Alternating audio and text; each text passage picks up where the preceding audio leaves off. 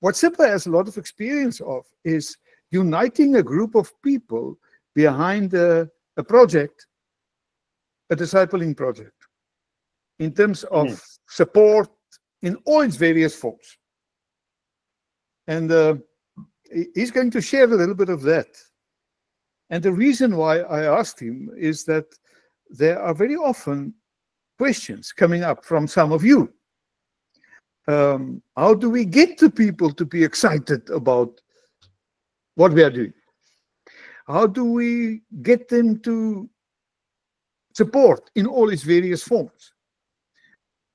What do we do if we have a vision for a specific country, a specific place, and we realize we cannot do it alone? We need support in some other form.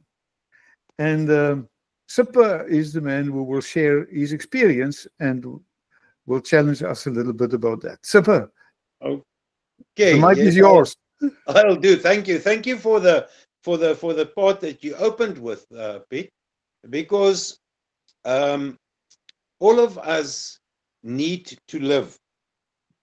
We need to eat, and like myself and like a lot of you guys still have to work and then obviously do disciple making. And sometimes it does happen that you need finances because of what you're doing. And it is very important that you do not divide the two of them. The part of getting a group to support you and your life that you're living. No, so it's very important that the one doesn't become more important than the other one. Sometimes, especially if you travel a lot, McDonald and those guys, they know. I mean, he's on the road all the time. It does cost money and it takes a lot of time. But for us, I've been to Nepal, I've been to India. We're going to Masinga now. But those trips so far has never cost me a cent. Myself. And the reason for that is that we get people who gets involved with what you are doing. And now we get back to what Pete said, and that is we as disciples, we will be judged of what we do, how we live, how we are passionate. And if you can disciple somebody, if you can disciple people, you can get a group of people together who share your passion, because that is what you need. First of all, when we do discipling, you build relationships. Isn't that true? We build relationship. That's the first thing we do. Okay? We don't ask for money, we don't ask favors, but we build a relationship. Now, if you are planning maybe going to India and you do discipling, okay? So I'm a disciple maker and I want to go there. Then I get people around me who's interested in what I am doing. As you do when you disciple people. You disciple people because they want to be a disciple. If you want somebody who support you in wherever you want to go, even locally, you decide, I'm going to do discipling full time now, and then you need obviously certain things to live. And I'm not going to say money every time, because money is not the most important thing. Okay, we need money. But the Lord said that first seek the kingdom of God and you will supply the rest. And that is a fact. But we cannot sit back and say, okay, fine, Lord, I want to go somewhere, and now you have to supply me with this and that. The Lord still wants you to do. Yeah? He wants you to build relationship with a group of people who share the same passion you have. Because if you've got passionate people around you, they will support you.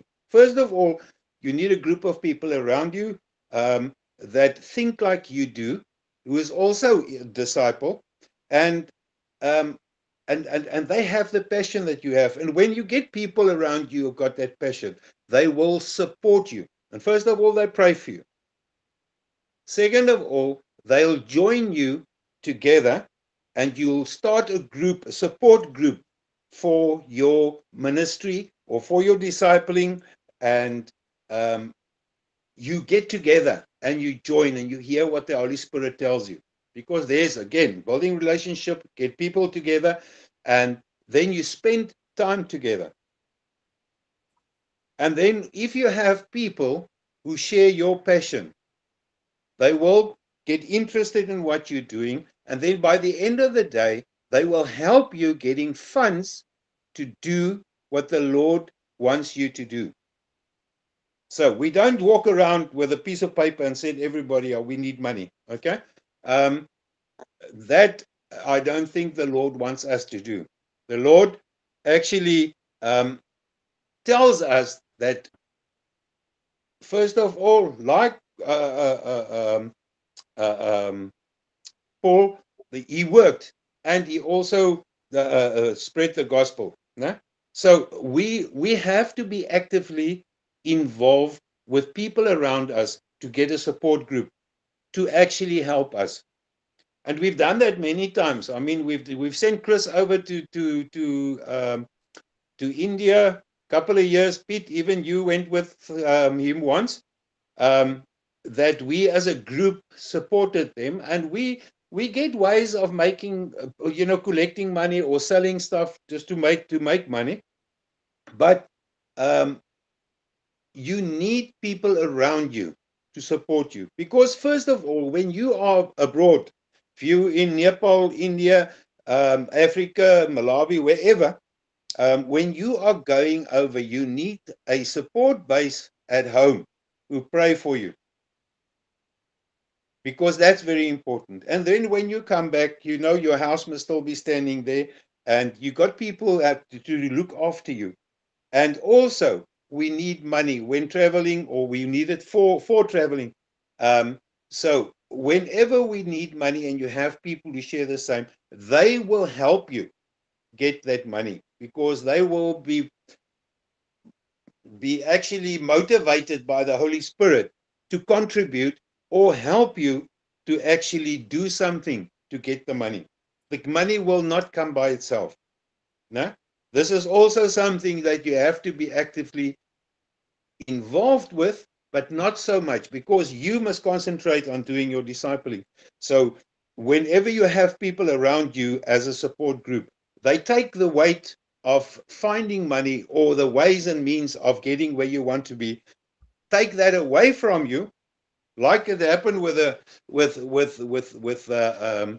disciples after Jesus left, and they were starting to spend so much time in organizing the congregations and getting money, that they were losing the battle for us now as disciple makers. Yeah? So you spend more time accumulating money instead of doing discipling. Okay, so first of all, we need a group of people who's interested, who will support you, who pray for you, who will give you a hand in raising funds.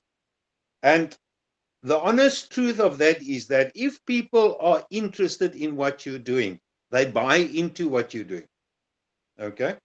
And by doing that, people will start contributing money. They will contribute time. They will contribute prayer.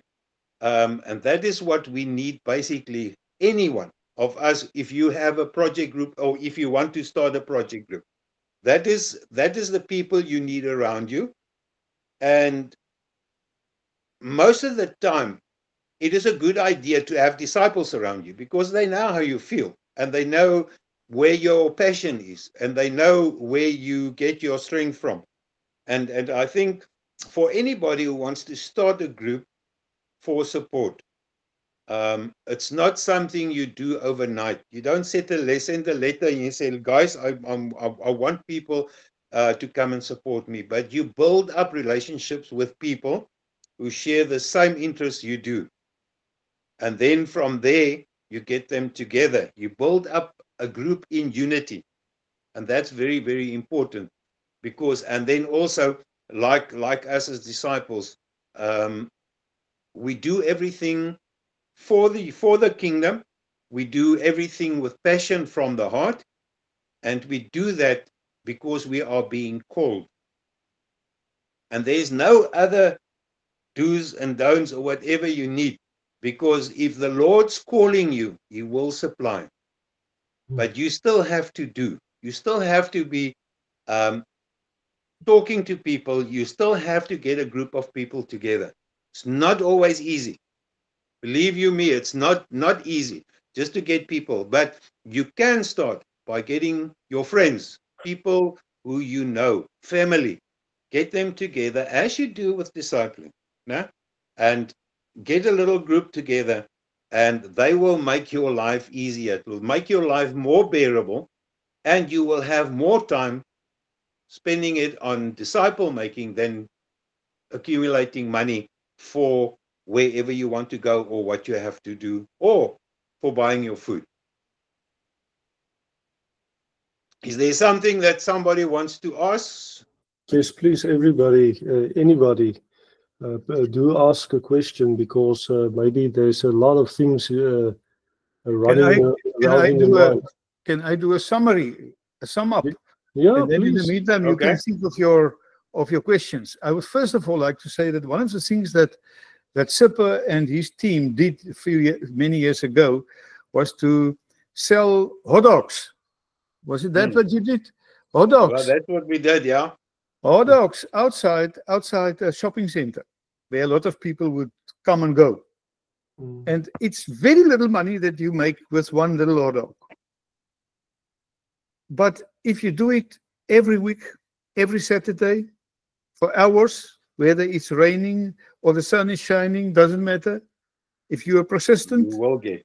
Over a period of a year, you get enough to send 2 people somewhere in the world to go and be the Lord's missionaries in that specific context.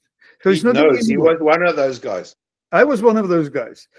It's actually quite a number of times that Chris and I went to India because of hot dogs that Sipper and his team had been selling Saturday after Saturday after Saturday after Saturday, making a little bit of money every Saturday, accumulating until the end of the period of time that they were planning for. And why I wanted you to know about this is because very often, the